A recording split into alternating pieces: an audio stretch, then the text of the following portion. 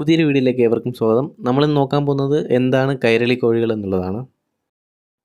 കൊല്ലം വെള്ളന്തുറ ഹാച്ചറിയിലാണ് ഈ ഒരു കോഴിയെ വികസിപ്പിച്ചെടുത്തിരിക്കുന്നത്. 7ഓളം ഇന്ത്യൻ ബ്രീഡുകളും ഒപ്പം നമ്മുടെ കേരളത്തിൽ നിന്നും 2 ബ്രീഡുകളും പുറം രാജ്യത്തു നിന്നും ഒരു 2 ബ്രീഡുകളും അങ്ങനെ 11 ബ്രീഡുകൾ ചേർത്താണ് ഈ ഒരു കോഴിയെ വികസിപ്പിച്ചെടുത്തിരിക്കുന്നത്. നമ്മുടെ കേരളത്തിലുള്ളതുപോലെ തന്നെ എല്ലാ നാട്ടിലും അവരുടേതായ നാടൻ കോഴികളുണ്ട്. ഈ നാടൻ കോഴികളെല്ലാം ഒരുമിച്ച് ചേർത്താണ് ഈ ഒരു കോഴിയെ നല്ല രീതിയിൽ വികസിപ്പിച്ചെടുത്തിരിക്കുന്നത്. മെയിനായിട്ട് മുട്ടയ്ക്കും രോഗപ്രതിരോധ ശേഷി കൂടുതൽ കിട്ടാൻ വേണ്ടിയാണ് ഈ ഒരു കോഴിയെ വികസിപ്പിച്ചെടുത്തിരിക്കുന്നത്.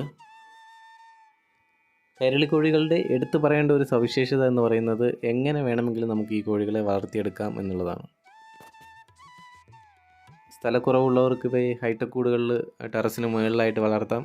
സ്ഥലം കൂടുതലുള്ളവർക്ക് തുറന്നു വിട്ട് വളർത്താം. കുറച്ച് സ്ഥലം മാത്രമുള്ളവർക്ക് ഈ കാണുന്ന രീതിയിൽ ഷെഡ് കെട്ടി അങ്ങനെ വളർത്താം. അപ്പോൾ ഏത് രീതിയിൽ വേണം നമുക്കിവയെ വളർത്തിയെടുക്കാവുന്നതാണ്.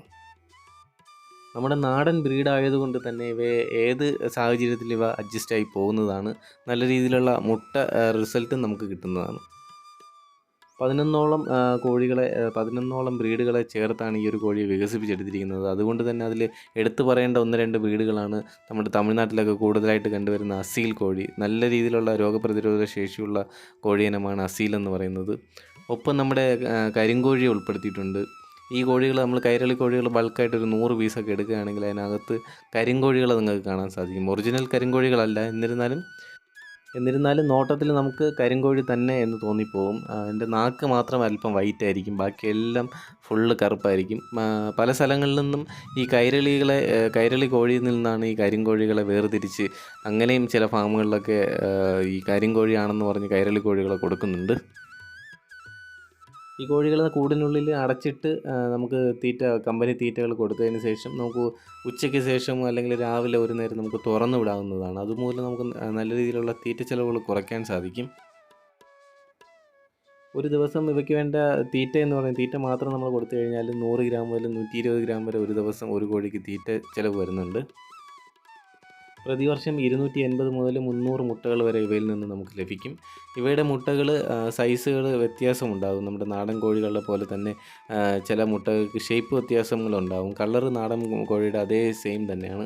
അതുകൊണ്ട് തന്നെ BV380യെക്കാളും കൂടുതലായിട്ട് നാടൻ കോഴി എന്നുള്ള രീതിക്ക് ഈ കോഴികളുടെ മുട്ടകൾ നമുക്ക് വിറ്റഴിക്കാവുന്നതാണ്. ഈ കോഴികൾ മുട്ടയിട്ട് കഴിഞ്ഞതിന് ശേഷം ഇവയുടെ ഇറച്ചി നമുക്ക് നാടൻ കോഴി ഇറച്ചി എന്നുള്ള രീതിക്ക് തന്നെ നമുക്ക് കൊടുക്കാൻ സാധിക്കും.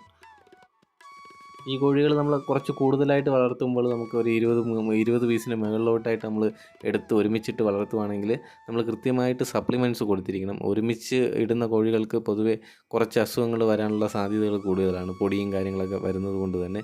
അതുകൊണ്ട് തന്നെ നല്ല രീതിയിലുള്ള നമ്മളെ BV380ക്ക് എങ്ങനെയാണോ സപ്ലിമെൻറ്റ്സ് കൊടുക്കുന്നത് അതുപോലെ തന്നെ കൃത്യമായിട്ട് ഇവയ്ക്കും സപ്ലിമെൻറ്റ്സ് കൊടുത്തിരിക്കണം.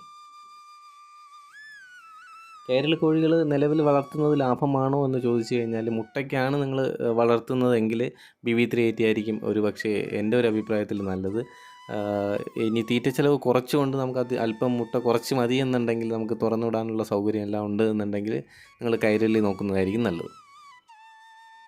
കൈരളി കോഴിയിൽ എടുത്തു പറയേണ്ട മറ്റൊരു പോരായ്മ എന്ന് വേണമെങ്കിൽ നമുക്ക് പറയാം. നമുക്ക് ഈ കോഴികൾ ഫീമെയിൽ മാത്രമായിട്ട് നമുക്ക് കിട്ടത്തില്ല. ഇതിൽ മെയിലും മിക്സായിട്ടാണ് വരുന്നത്. നമുക്ക് അറിയാൻ സാധിക്കത്തില്ല. നമ്മൾ കുഞ്ഞുങ്ങളാണ് സാധാരണയായിട്ട് വാങ്ങിക്കൊണ്ട് പോകുന്നത്. 50 കോഴിക്കുഞ്ഞുങ്ങൾ എടുത്തു കഴിഞ്ഞാൽ ഏറ്റവും കുറഞ്ഞത് 20 അല്ലെങ്കിൽ 25 കുഞ്ഞുങ്ങൾ മെയിലുണ്ടാകും. അതുകൊണ്ട് തന്നെ നമുക്ക് മുട്ട ഉൽപ്പാദനത്തിന് നമുക്ക് ഒരു 50 കോഴികൾ ഇടാമെന്ന് നമ്മൾ നോക്കിക്കഴിഞ്ഞാൽ അതിൽ ഒരു 25 കുഞ്ഞുങ്ങളോ 30 കുഞ്ഞുങ്ങളായിരിക്കും ചിലപ്പോൾ ഫീമെയിൽ നമുക്ക് കിട്ടുന്നത്. അപ്പം അങ്ങനെ ഒരു പോരായ്മ ഈ കൈരളി കോഴികൾക്കുണ്ട്.